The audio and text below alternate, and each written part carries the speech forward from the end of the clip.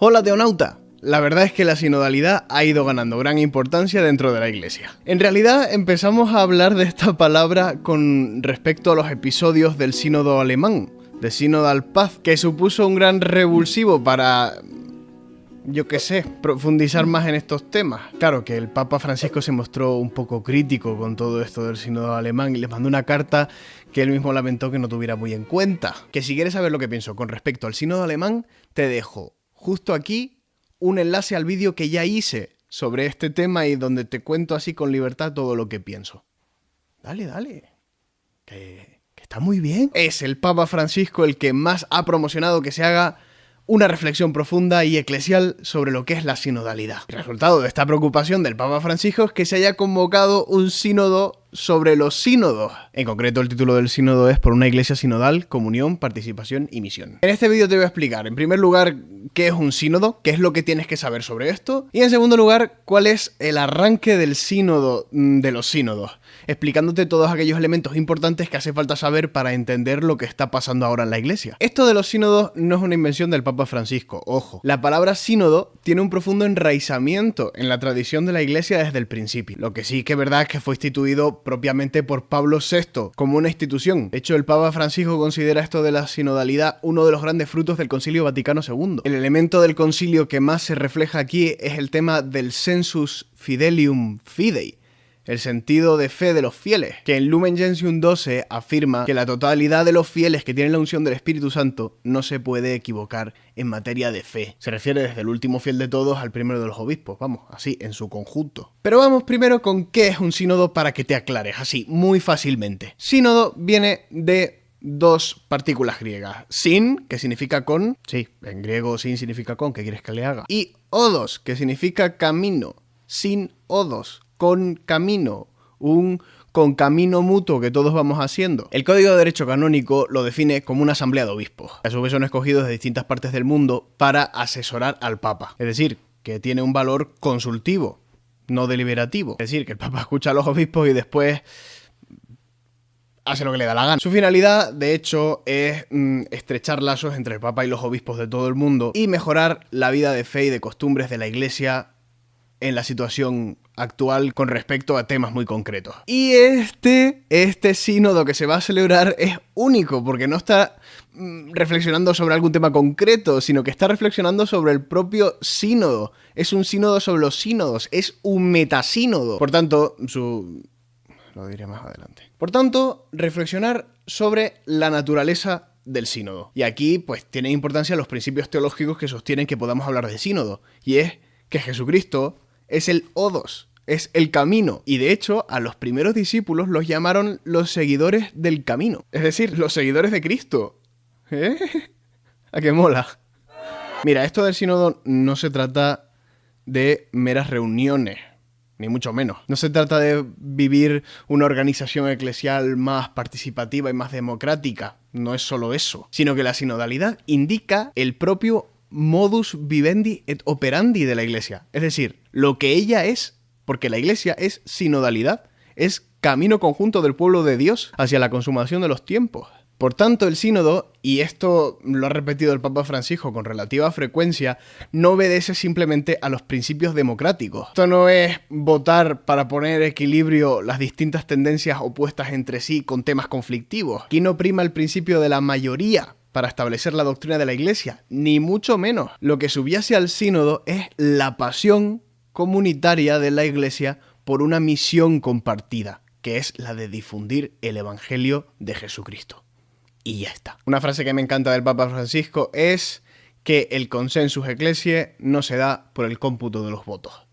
Y no se puede dar. A veces lo que vota la mayoría está equivocado. Esto es así. Por eso no se puede absolutizar los principios democráticos dentro de la Iglesia, que responde a otros criterios, llamémoslos organizativos. Por tanto, el centro de todo sínodo, y sobre esto se va a reflexionar, y esto es lo que se va a hacer, son la oración, la Eucaristía, la palabra y la caridad fraterna. Porque si no, el sínodo se convierte en un parlamento donde la gente se tira sillas a la cabeza con criterios exclusivamente mundanos. Cuanto peor, mejor para todos Y cuanto peor para todos, mejor. Mejor para mí, el suyo. Y no puede ser. Ahora bien, ¿cuándo se celebra? ¿Cuándo se celebra este sínodo? Pues como ya sabemos, 9 y 10 de octubre, apertura solemne. Y luego el sínodo se desenvuelve en 3 fases consecutivas. Primera fase, la diocesana, que va de octubre de 2021 a abril de 2022. Segunda fase, la fase continental, donde se pone en común por las divisiones continentales los resultados de esa reflexión diocesana y se hace un documento que se llama Instrumentum Laboris,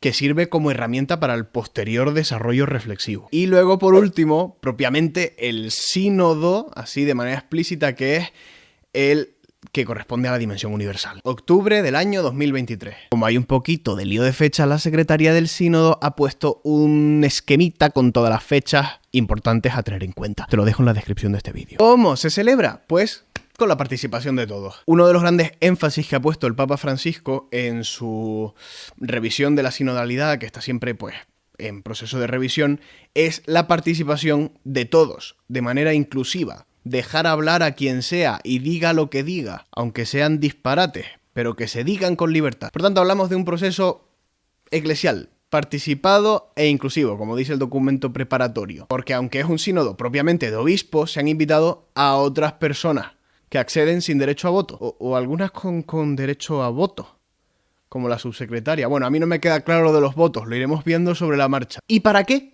¿Cuál es la finalidad de este sínodo? Mira, yo diría que el sínodo este no tiene ninguna finalidad. Me explico. A lo que voy, que en este sínodo se realiza lo que es la Iglesia. Es el acto de caminar junto de la Iglesia peregrina y misionera. Por tanto, la finalidad de este sínodo de la Iglesia es que sea la Iglesia misma, en el espacio y en el tiempo. No sé si me explico. En concreto, la finalidad, si tuviéramos que poner una finalidad de este sínodo, es reflexionar sobre la propia sinodalidad, que según el Papa Francisco es un tema decisivo. Y la finalidad remota, por supuesto, como la de todos los sínodos, es la conversión de la Iglesia. Sabemos que la Iglesia, que es santa, está siempre necesitada de reforma, o mejor dicho, de ayornamiento, es decir, de puesta al día.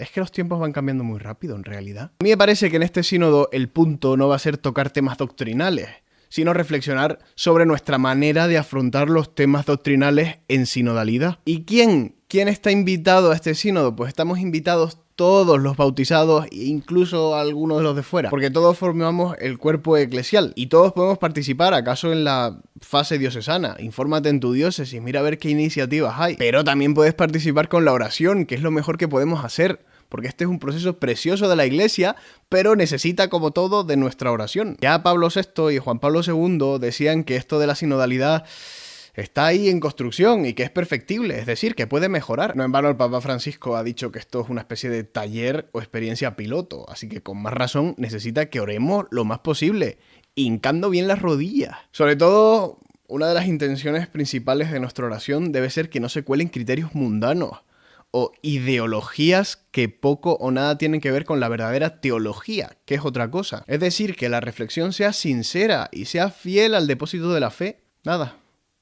Que sí, que hay que orar, que es muy importante. ¿Y hay riesgos? Pues claro que hay riesgos, porque siempre que escuchamos hay riesgos de escuchar cosas que no nos gustan, pues para eso es un sínodo. Porque eso de callar a todos los que no opinan cosas que a nosotros nos gustan oír, pues eso genera unas dinámicas de represión que luego salen por otro lado. Así que es mejor que todo el mundo hable con libertad y ya después veremos qué es lo que hacemos. Que si quieres destruir al contrario, siéntate delante del más radical de todos ellos, que quedará al desnudo su propia ignorancia y su desidia. Madre mía, eso no lo voy a poner. Eso no lo... He agarrado por ahí la oración oficial del sínodo, que solo la he encontrado en inglés y la he traducido, así que la vamos a hacer juntos y así lo hacemos con las palabras que la propia Iglesia nos pone, invitándonos a orar por este importante episodio de la vida de los discípulos de Cristo, que es el sínodo de la sinodalidad. En tu nombre, Espíritu Santo, nos congregamos. Guíanos tú solo, quédate en nuestros corazones como en tu casa. Enséñanos el camino que debemos seguir y cómo debemos recorrerlo. Somos débiles y pecadores, no nos dejes promover el desorden, no dejes que la ignorancia nos lleve por la senda del error, ni siquiera que perturbe nuestras acciones. Que encontremos en ti nuestra unidad, de modo que podamos caminar juntos hasta la vida eterna, sin apartarnos de la senda de la verdad y de la rectitud. Todo esto te lo pedimos, que estás trabajando en cada tiempo y lugar en la comunión del Padre y del Hijo, por los siglos de los siglos. Amén.